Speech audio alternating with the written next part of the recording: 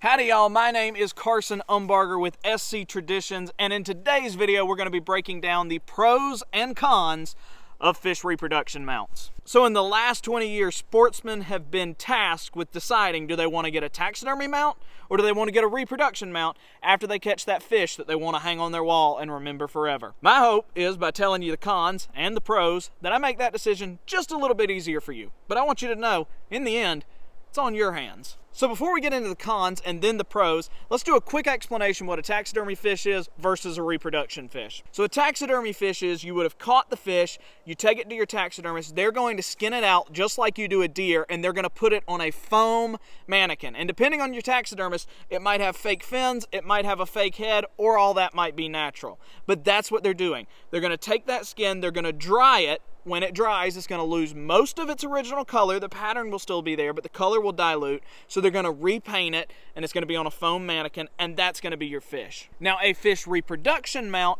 holds no original aspects of the fish. All you're going to do is send a picture into them and the measurements, and they're going to take those measurements, take those pictures, and they're going to find somewhere in their arsenal a fiberglass fish body that is the same length and girth as yours, and they're going to use your pictures and paint it exactly, and they paint every individual scale. So we'll open up with the cons here. Number one, they're a little bit more expensive. So a traditional taxidermy mount, you're going to do it by the inch, and you can find a lot of local taxidermists that'll do it that way, and it's going to run you about $200 to $300, maybe $400 if you're going for a little bit on the higher end. These reproduction mounts, you're going to be pushing $500, maybe even $600. And that bubbles into my other point of it's hard to find people that will do it. So con number two is there's a lot of local taxidermists that aren't going to do it. I got this one done in Missouri, which is halfway across the country from where I am in South Carolina. Unless you live in Florida, Louisiana, or Missouri, these sportsman paradises, it's going to be really hard to find local taxidermists that are going to do these reproduction mounts because these fiberglass bodies are expensive. You got to go to school to learn how to paint them. It's this whole ordeal, and you're going off of a blank canvas versus a taxidermy fish where you're already going to have that pattern, you're just touching it up. Now our third and final con is that there's kind of a stigma around them, and that works twofold. So if you want to have your original fish, at the end of the day, this is an inanimate fiberglass body. There is nothing real about this thing other than it's modeled after a real creature. And other people kind of say that too. When they see your fiberglass fish, I've heard the jokes before when I've showed mine of, well, I'll just send them my measurements. I can make them up. Well, yes, technically, but in your mind, you know this is your actual fish, and if you show people the pictures and it matches identically, you got it. I can tell you to this day that this fish is 28 inches long, 24 in girth. Love it every day, even though this isn't the actual fish. But at the end of the day also, there's a stigma around them. So if that really bothers you, go the taxidermy route. Let's move on to pros now. So one big pro is the ethics side of it.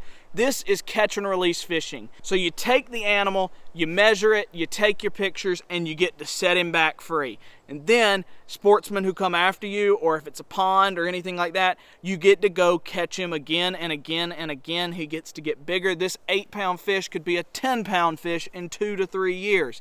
So the ethics side, catch and release fishing. Another pro is it's just as accurate as taxidermied fish. So taxidermy fish, as I said, the taxidermist still has to paint them, and sometimes the fins are fake, the head is fake, depending on what taxidermist you have. And if those things really bother you, ask your taxidermist what they do. But this thing was hand painted every individual scale. I can put a side-by-side picture and it is exactly the same. I even got an email from the company that I got this through, which was the Bass Pro Company, if I wanted the tail rips. This fish was caught off of a bed. She had tore her tail up. I said yes, and guess what they did? They matched each one of those tail cuts to a T. So if you got questions about accuracy, reproduction fish have no problem. Side by side to a taxidermy fish, they look just as good, if not better. Another pro is the longevity of these things. We have all seen it in the local tackle shop, that 30-year-old bass hanging up on a wall that's lip is rotted off and the bugs have eaten the skin around the belly. Those things look rough. Guess what? These reproduction mounts, not a problem. Solid fiberglass body, no animal wants to eat that. No bug, no mouse, anything like that wants to eat that. The skin's not going to deteriorate because there is no skin. The colors aren't going to deteriorate as long as you keep them out of the sun, because guess what? They don't dry out. They don't fade like a traditional taxidermied skin does. Fish, for better or worse, don't hold up as good as deer do on the wall. And it shows after they push about 2 to 3 decades. These reproduction mounts, that's our third pro. That's not a problem with them. And our final pro is the maintenance aspect. I've had this thing for about 4 years, and in my opinion, she looks just as good as new. And all I have to do is take her off the wall every couple of months, get some compressed air, spray her out, spray the gills out, because guess what? It's even got those detailed. But spray the whole thing off, get all the dust off of it, and those colors will stay perfect. Keep it out of the sun. Do everything that you kind of would do with a normal taxidermy mount. And these things are way easier to maintain than a traditional skin mount. So on the short end, yeah, they're a little bit more expensive. Yeah, they're a little harder to find. And yeah, there's a stigma around them. That's starting to fade though. But the ethics, the maintenance, the longevity, and the accuracy, in my opinion, outweighs those things. But like I said, these reproductions versus taxidermy, that's in your hands. That's your call. It's your fish. You get to make the decisions. It's what you're gonna look at every day. But I'll tell you, every day that I look at that fish hanging over my bed, I just got a big smile, and I remember June 2020. Yellow chartreuse spinnerbait broke off hanging in his mouth. Throw a bluegill one, he racked it, and now I got a fish. And a dog, but you're not taxidermied. And you never will be. That's weird. I hope y'all enjoyed the video. I'm actually a taxidermist myself, but I don't do fish. I want to get into reproductions though. Find this stuff really cool. We do a lot more stuff on the channel than just, pros and con type video. We do barbecue, we do taxidermy, we do hunting, fishing, all that good stuff. Just living our perfect South Carolina lives.